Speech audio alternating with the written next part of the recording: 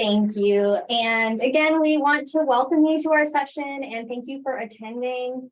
As Wendy said, I am Natalia. I am from the University of Houston Libraries, and I'm here along with 4 of my colleagues. This session is going to describe a curriculum mapping project and some subsequent outreach efforts that we undertook at UH Libraries. And we do want to say that not only are you welcome to put things in the chat throughout the presentation, but we would love if you did participate. We have some reflection questions and we would love to hear from you and kind of have a bit of a conversation. So in today's presentation, we're going to start off with an overview of curriculum mapping in general to kind of get everyone on the same page. Then we're going to address some particular aspects of our context at our university and in our libraries. And then we're going to talk more specifically about the project that we did and move on to talk about the results. And again, we have some reflection prompts in between.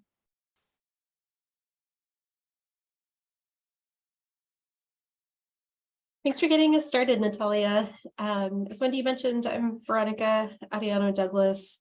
And the first thing that we wanted to do in this presentation was just to kind of give a brief overview of curriculum mapping in case folks weren't familiar with that, and really how this process made its way into the work of teaching librarians in academic libraries. So there are a lot of definitions of curriculum mapping out there, but they're all kind of variations on the same basic idea. And we thought this explanation, which was coming from the Assessment and Curriculum Support Center at the University of Hawaii at Manoa, was a really concise one. So curriculum mapping, it's a way to align instruction with desired goals and program or learning outcomes. It can also be used to explore what is taught and how, and where there might be gaps in the curriculum. It's a process that involves exploring the bigger picture of a program, major, or educational experience, along with the finer details of classes and content within a curriculum. It's usually a visual representation and can be anything from a table to a matrix to some other form of visual expression.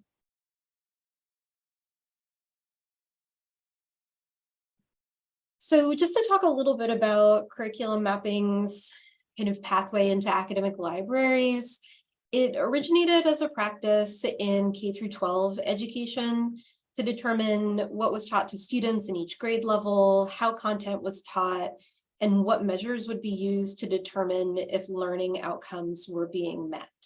It's something that's been done in K-12 for decades. It continues to be and originated as like something very tied to standards and requirements. Here in Texas, those are called TEKS, Texas Essential Knowledge and Skills. Connecticut has Connecticut Core Standards, and they're things that are often evaluated using standardized testing. So this practice then made its way into higher education as a means for colleges and universities to meet accreditation criteria and review. It also helps with the assessment process of student learning and may sometimes be required for funding. And then it makes its way into academic libraries around 2010, 2011. And really the primary intent was to find opportunities for the integration of information literacy into college or university curriculum. It also became a part of the assessment planning process that was also becoming popular during this time.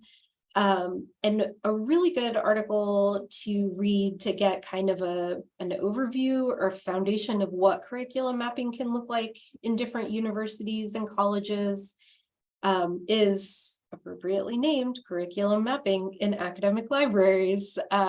It's 2015 and it's by Buchanan, Kavanaugh, Hook, and Tinglestead.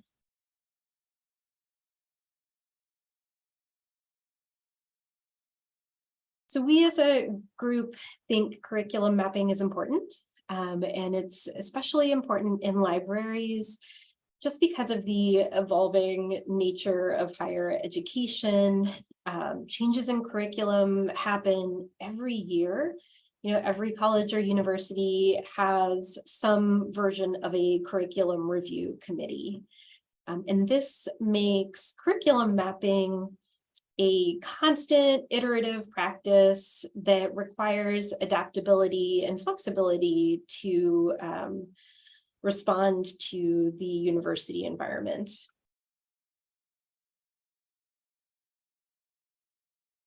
So as Natalia mentioned, we have a few reflection questions embedded throughout the presentation, and this is our first one. So we would love to know, how have you engaged with curriculum mapping? What has been your experience of it? You are welcome to share in the chat as you feel comfortable, and we'll kind of discuss some of the things that you have to share.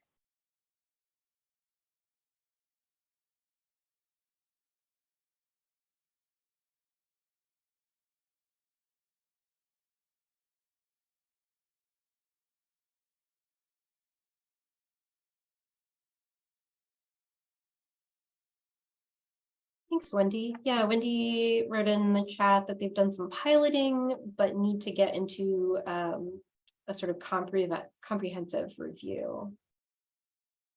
Kathleen says they have standard learning outcomes for first and second year courses, but from that point, it's pretty much up to the librarian what's covered in class.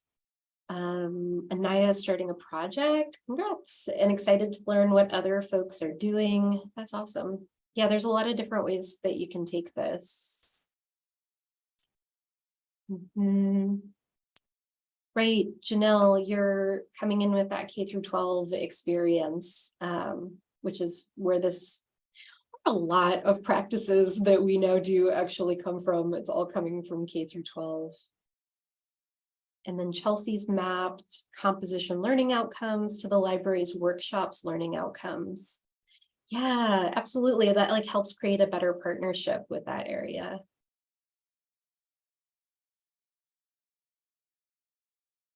That was one of the very first, learning outcome mapping, curriculum mapping projects I worked on was for a first year seminar at a different institution. All right, well, we hope that you can draw from your experience today. We'll have some great other discussions moving forward. Thank you all for sharing.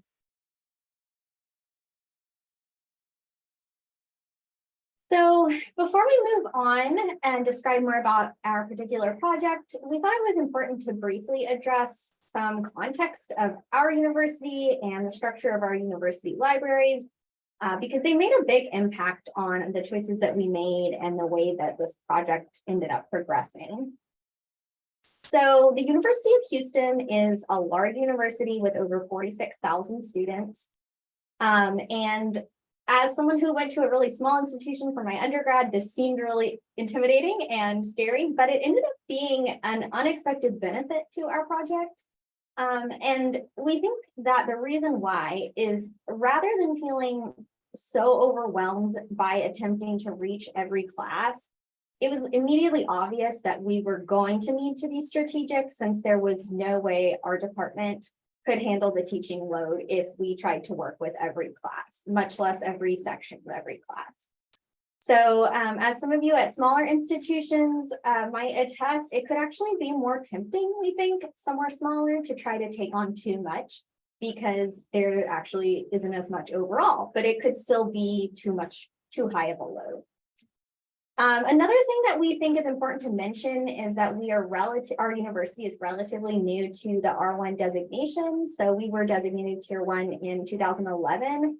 And over the past few decades, and now as well, we are undergoing this period of pretty rapid growth and change. We have several initiatives ongoing and that have wrapped up that were focused on increasing our research productivity, focused on increasing the size of our student population. And as a result, I think, of this growth, Some aspects of our university are still pretty decentralized, and one of those is degree plan documentation. So that's something that we discovered through this project, that every degree plan was somehow described differently, and there was no uniform documentation for us to consult. And this actually ended up being quite a challenge, and we will address that a bit more later. We also want to talk a bit about the structure of our university libraries and give you some background on our department. So you may have noticed on the intro slide that all of us are teaching and learning librarians. We have the same title, and Veronica is the head of teaching and learning. So we all work collaboratively within our department. And so we restructured, our university libraries restructured into 2021. And it moved from a liaison model into a functional specialist model. So again, we're the teaching and learning side of the teaching and learning department, and our department also has student success librarians in it. So altogether, our department addresses the majority of the library instruction needs at all levels across the university. Although we do partner with other departments like special collections or research services, when those kinds of partnerships would be ideal for the class at hand. Quiet. This project was one of the first projects we embarked on after we became a department. And our major goals in kind of idealizing and then carrying out this project were to understand the university's undergraduate curriculum, to kind of understand the library's role already in supporting that curriculum and our existing teaching efforts, and then to kind of look for a place in the educational landscape as we were looking ahead. So although we no longer have a liaison model, several of our team members within teaching and learning now were previously liaisons to various departments. So this transition for them, I am speaking for them because I was an instruction librarian previously, but this transition for them kind of posed some interesting questions about gaining new expertise, sharing related existing expertise, and kind of managing former course relationships as those roles changed. So something that we want to kind of keep at the front of our minds throughout this project, throughout our presentation, is that we describe our project as kind of unique and flexible. And that is because that's the approach that worked for us. It fit within our context, and it was responsive to these aspects of our context that I've already outlined. And we think that other people with different contexts, whether that's the institution size, your department structure, administrative constraints, all of those things will impact, of course, the work that you do. So you may need to choose a different approach based on that. So we want to share this approach and kind of share the thoughtful way that we went about it, and hope that everyone can come away mostly having reflected on kind of what might be helpful for them to take. So that's a big reason we're providing so much time to reflect throughout the presentation, so you can kind of consider what might be for you. And with that being said, here's our next reflection question. And it is, what institutional factors and needs would you want to consider in a curriculum mapping project? And I think that we can expand that to include your department as well. So we'd love to hear from you in the chat if anyone has some specific kind of factors or needs or anything that you think makes your department or university or college unique. We'd love to hear.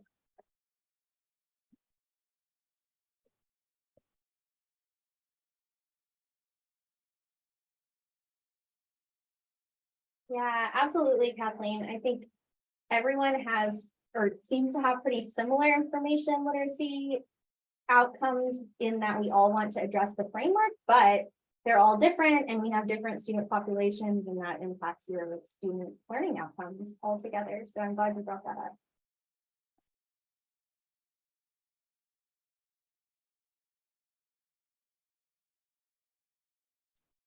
Yes, and so Wendy has the opposite structure of us with a liaison model, or maybe not opposite, a different structure. than us. So yeah, absolutely. People have, it's kind of a different distribution. So that's really important to think about.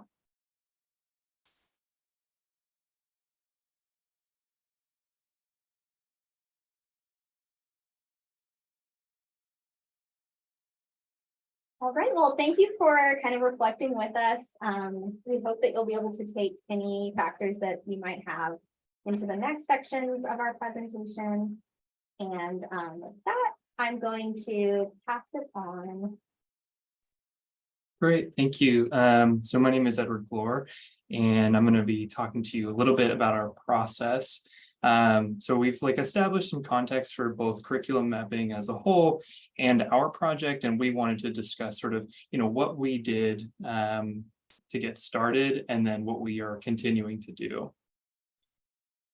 So if you want to advance to the next slide.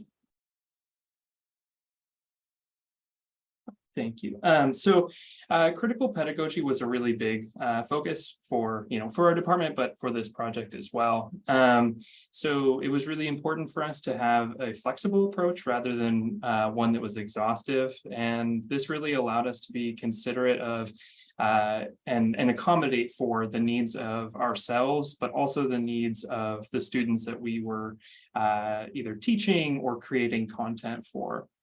And this intentionality is more in line with our department value around critical pedagogy, because where previous mapping projects were really focused on structured integration, our project allowed us to grow or shrink our number of course relationships depending on what was going on elsewhere in our work or in our lives. So it was really flexible according to our own needs. And so we used a lot of resources. Like Natalia said, our university is very decentralized, and not every piece of information exists in the exact same space. So we used a lot of resources to identify classes where information literacy seemed to make sense, at least according to their syllabi, or through other means. So we looked through the undergraduate catalog to find degree plans, to find the structures of their courses, to see where a lot of students were sort of congregating. And then we looked through departmental and college or school websites to see sort of where they might have listed required courses. We have kind of confusingly two different websites that are syllabus and class search databases that mostly have the same information, but sometimes they can differ a little bit. So we were double checking those to find, what courses were actually offered, and how many sections, how many students were available in those classes. And then one of the really valuable tools we had at our disposal were, of course, the relationships that we had already built, right? So conversations with faculty members really allowed us to identify which courses were actually in need of research support and what that research support might look like. So, online modules versus in-person instruction. And then, of course, the liaisons that we used to have, and I used to be one of those, provided, a documentation, sort of outgoing documentation that listed our current relationships with those classes, what we had done previously with those classes, and that was really, really helpful. And then we, still consult with them when we are having when we're building new connections with faculty members, and that is always very helpful.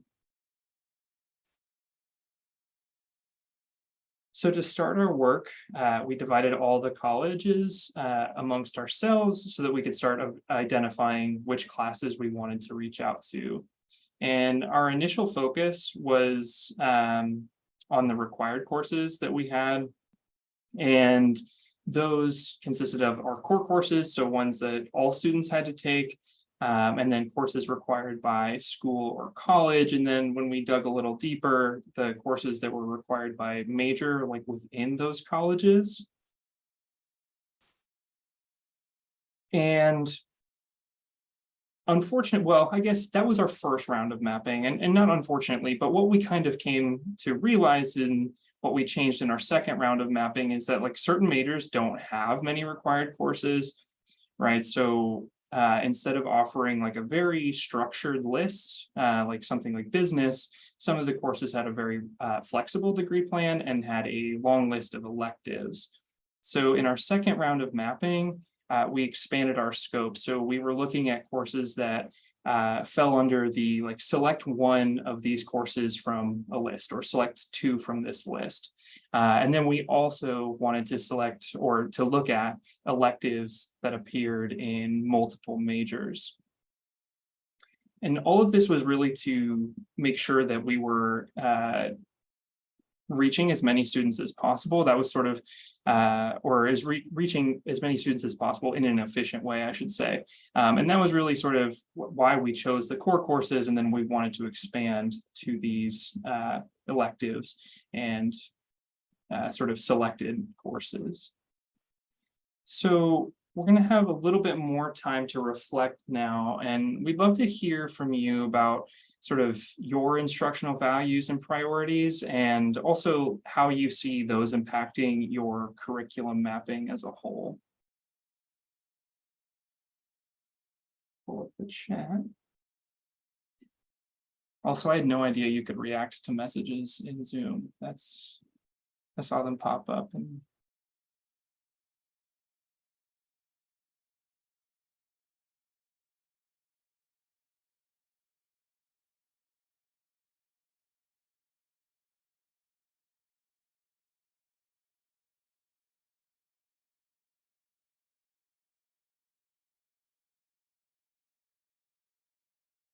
yeah, so Wendy said that she really values consistent offerings to students so that you don't have some students getting lots of support and others getting virtually none.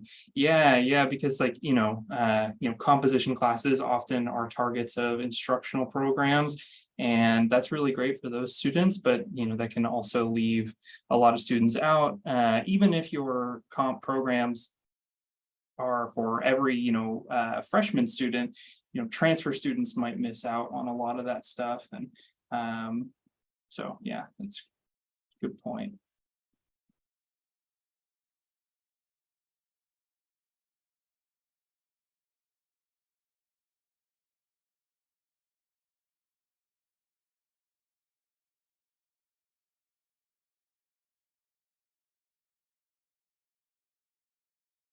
Okay, so now we're going to talk about a little bit about what we learned. So I'm going to pass it on.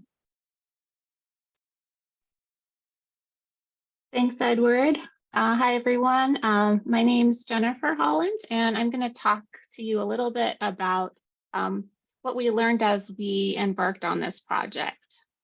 So this curriculum mapping effort was very much a reflective process, both individually and as a group. And we had several check-in meetings along the way to kind of share what was going well and discuss any barriers that we were facing. So reflecting on what went well, we identified several areas that we felt were successful. So first, teamwork. Mapping the sprawl of the curriculum was very much a group effort. We represent a pretty diverse range of subject expertise based on our educational backgrounds and previous liaison experiences, and that helped us kind of canvas much of the curriculum. However, there were some programs that are much larger than others, and that required us to team up and sometimes venture into new subject territory.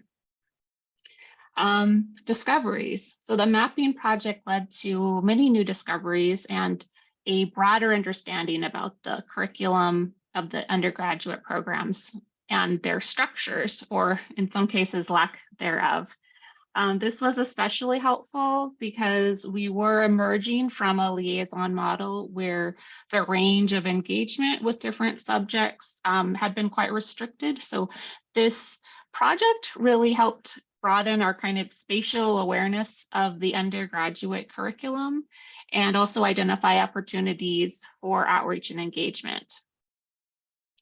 And many of these outreach efforts were successful. We received some enthusiastic responses that led to opportunities for IL integration in courses that we hadn't taught before. And we were also able to make positive connections with faculty who were still sort of reeling from the loss of their previous liaison relationship and start building new relationships with us. Right-sizing this project by keeping within the scope of our staffing and workload capacities was also something that we were really intentional about. Also, as Edward mentioned earlier, this was not an exhaustive or expansionist approach. We really were much more focused on identifying places where information literacy and critical pedagogy made sense and could lead to really quality connections. And lastly, working together on this project was really beneficial for team building. Our department is not very old, so having the opportunity to get to know one another's strengths and work interdependently toward a shared goal helped develop trust and cohesion. All right, so like any project, we did encounter some barriers along the way. Navigation, so finding information among those resources that Edward mentioned could be challenging. And as Natalia mentioned earlier, there is a lot of variation among degree plan structures, and some of those are more comprehensible than others. Some of the syllabi we encountered had course objectives that were very broad, and so that could make it difficult to determine the suitability of information literacy integration. Another thing that we had to contend with was the different tools, such as the syllabus and class search databases Edward mentioned earlier. The class search tool is a bit more user-friendly, but it doesn't search very far back, usually just the current and most recent semester. The syllabus tool searches more comprehensively, but it's not intuitive to use. And then sometimes the course information we found conflicted with the information from the class search database. So that could be very confusing. Not hearing back from faculty when we reached out was another barrier we encountered. And we suspect that some of those communication lines got disconnected when the liaison model was phased out. And so some faculty may have not recognized our names in their inbox and perhaps overlooked our emails. And kind of knowing when to persist and when to let go wasn't always easy. Conversely, some of the responses were very enthusiastic, and that was definitely exciting, but it also introduced some new challenges, like coming up with lesson plans in unfamiliar subject areas. Sometimes multiple faculty teaching different sections of the same course would respond to our emails with different requests, putting us in the role of de facto coordinator, which also added an additional layer of complexity when it came to scheduling. And finally, the timing of our outreach efforts was not always opportune. Sometimes the faculty we contacted at the beginning of the semester were responsive, but advised that it was too late for them to make changes to their course and asked us to contact them again at the end of the semester to discuss potential collaborations. So our timing wasn't always perfect. All right, so I'm going to now turn it over to Erica. She's going to talk a little bit more about the keys of our approach. That's me. I'm Erica Lopez, and I'm going to reiterate how important it's been for us to build empathy and flexibility into our approach. This helps us to better manage our perspective and confidently manage our time and efforts, and then overall to better serve our students and faculty. So Jennifer kind of hinted at this earlier, but part of honoring an empathetic approach is that we allow ourselves to pause as necessary. So for example, if we do reach out and get an enthusiastic response from a faculty member who's super excited and wants to work with us on their 15 sections, We know that that one successful outreach effort is probably going to add enough to our workload that we don't need to continue reaching out to more people until we see this, successful collaboration through. We haven't had institutional pressures related to how many courses we teach or work with or anything like that. So that gives us the bandwidth to give our best attention to the courses that we do take on, and it prevents us from taking on more than we can handle. On the flip side, if a faculty member doesn't respond to our offers of instructional support, we don't need to feel pressured to force those connections or to get them on board. And again, we are a large university, so we tend to have lots of sections of those core courses like English Comp. And just like at a lot of those places, some of those courses are run by adjuncts who might be running back and forth between jobs, and they might not always be the most responsive. So we show empathy to those faculty by not taking it personally and by not sending a whole bunch of follow-up emails. Adjusting the course to better integrate info lit might be an attractive idea, but perhaps not attractive enough sometimes to overcome the stress of like making changes and bringing upheaval to a course. And that's okay. We can relate to those matters of well-being, and we can always try again later down the road.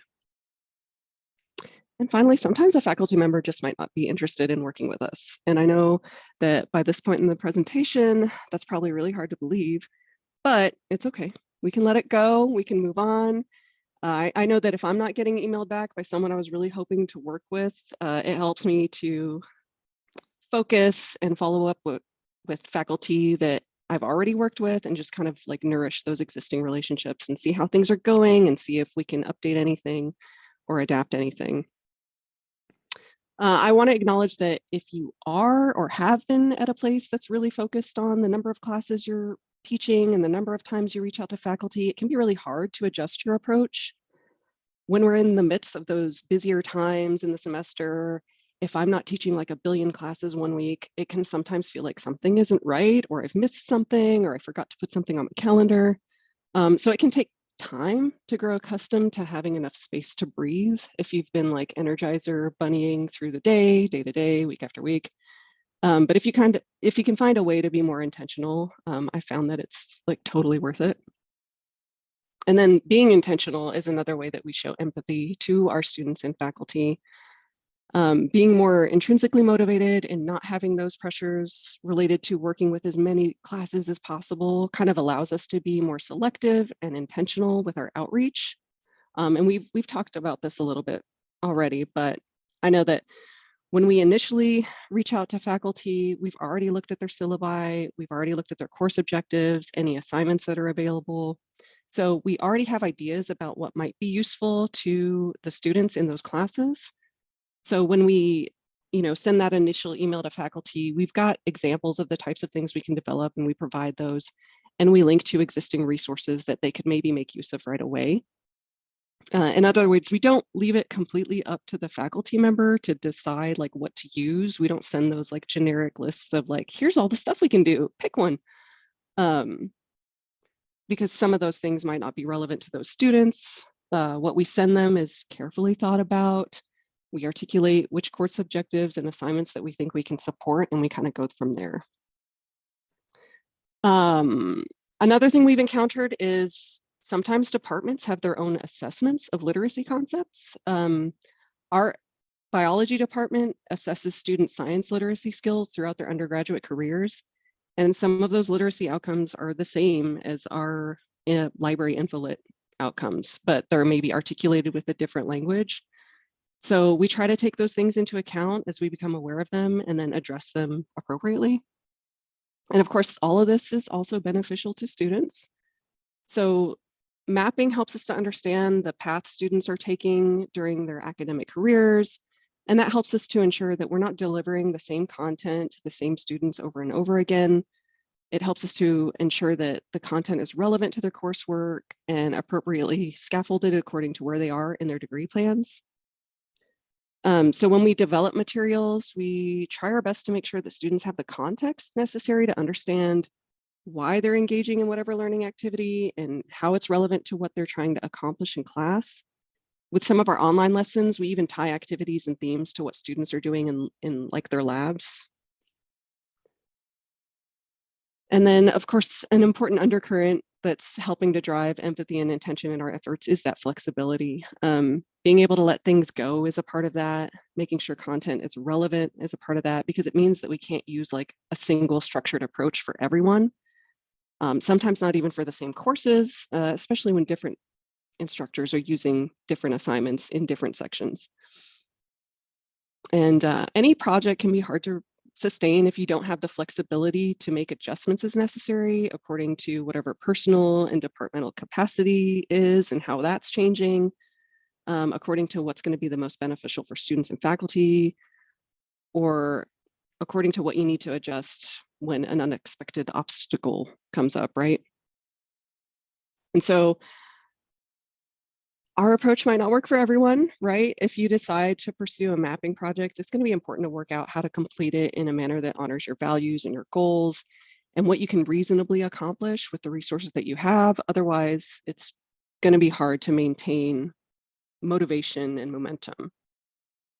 So let's talk a little bit about what you might try and what you might do differently with all of those things in mind.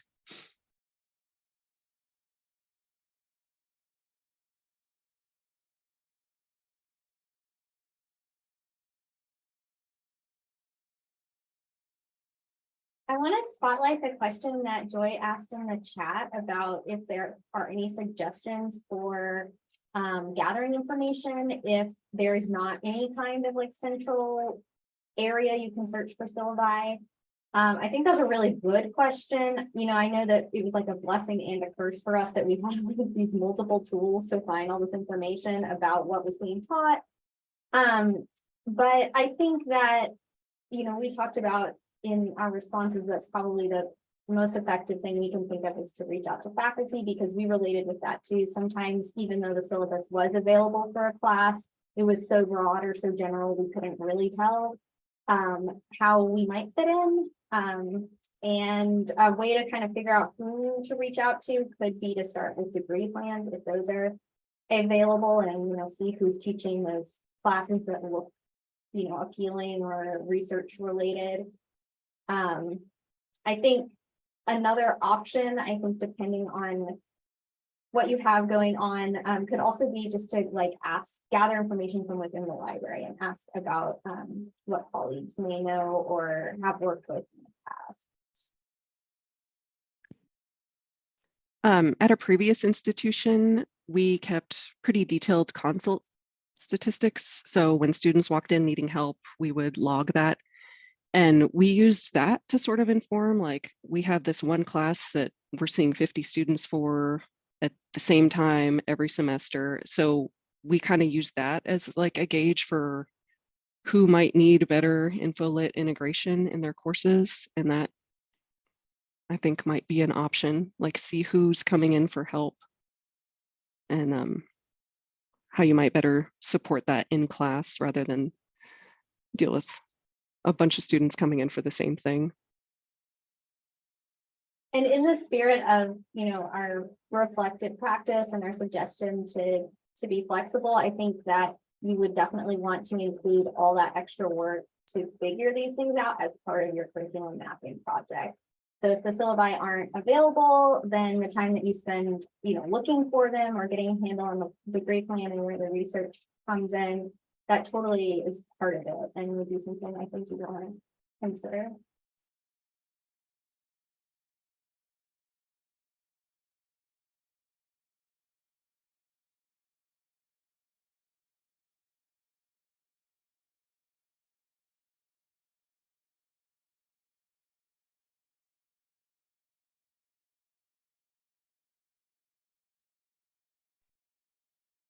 Hey there, I have a question.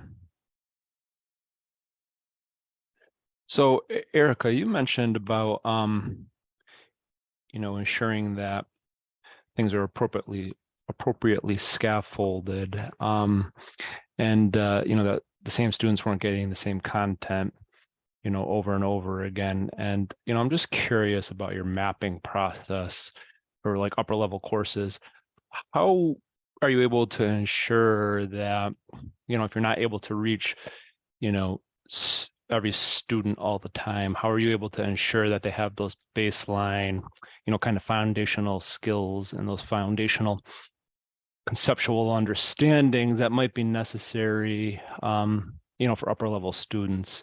I'm just kind of curious, because obviously if, you know, a lot of this might involve a lot of like one shots and, you know, asynchronous materials and things like that, you know, you might not be reaching everyone everywhere in the curriculum. So I'm just curious about those upper level courses.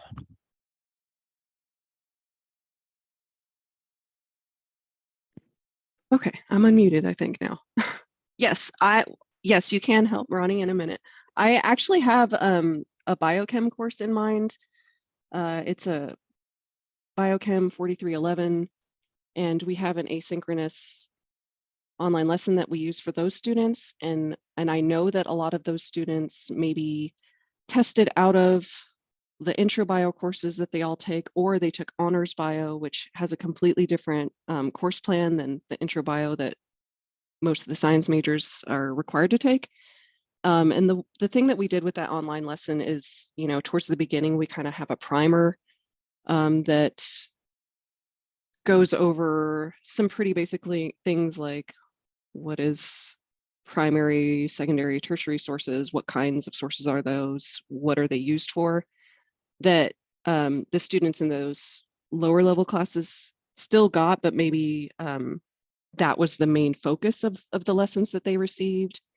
Whereas this lesson for biochem is more focused on better analyzing and synthesizing information and using it appropriately in course assignments. So they get a primer of that stuff that was delivered in those intro bio courses. It's just not as, it's not the primary focus, and it's not as like detailed as the intro bio people get. I don't know if that answers your question, or if Ronnie wants to go ahead and say more. Yeah, I mean, I think everything that Erica just mentioned is right on. And when we're looking across the undergraduate curriculum, there are majors that will go unnamed, but are in the humanities that have one required class that people take. Maybe they're juniors, maybe they're sophomores, maybe they're seniors, and everything else before that is kind of a free-for-all. They can take anything else whenever they want. And those are the types of programs, and there are many of them, where the kind of scaffolding, the way that we think about it, like coming from K through 12, doesn't quite work. And for those, the best you can hope for in those situations, I think, is differentiation as opposed to like true scaffolding. And as Erica mentioned, you know, you still have to hit on some of the basic things before you can talk about maybe other sort of higher level approaches that you would want to do. But that just kind of in some ways presents an opportunity to maybe get more involved with the class, or to create supplemental learning materials. So like videos, online lessons, LibGuides, like, hey, look at this stuff for these kind of basic skills first. And then when we get to class, we'll focus on this other stuff instead. But it is like, it is the reason why I personally have kind of given up on like true scaffolding, because so many majors just are not structured that way. And so we do the best that we can with the curriculum that we have.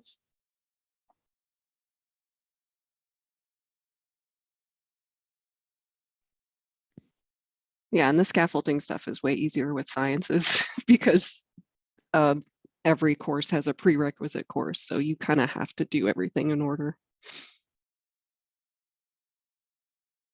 Yeah, I can piggyback on Erica's original answer, just to mention that for one of those departments that does only have one required class for the whole major, we have a really robust LibGuide with a lot of information literacy content, and we do share that with more than just that required class. And we've also created some videos. Like I made a "What is evidence in literary studies" video and put it on the LibGuide, and then I also share it with faculty so that hopefully, even if we don't get in as a workshop, potentially, you know, those tidbits can reach different students at some point.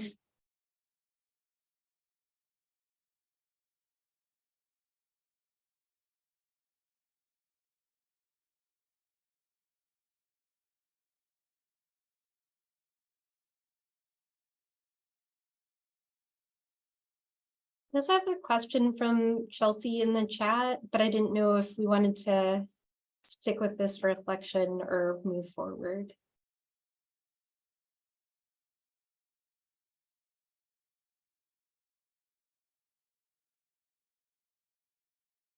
I think we can go ahead and move forward. So this is pretty much the end of our presentation. So I'm really glad we started off getting some questions, and we'd love to hear more questions if you have them in the chat. Our emails are up on the screen. We'd love to hear from you. Feel free to reach out. We will note that yes, the credits on these slides are in Portuguese. Those were not able to be changed, but we liked the slide deck. And then we also just want to mention that we have some references and further reading that we consulted throughout creating this.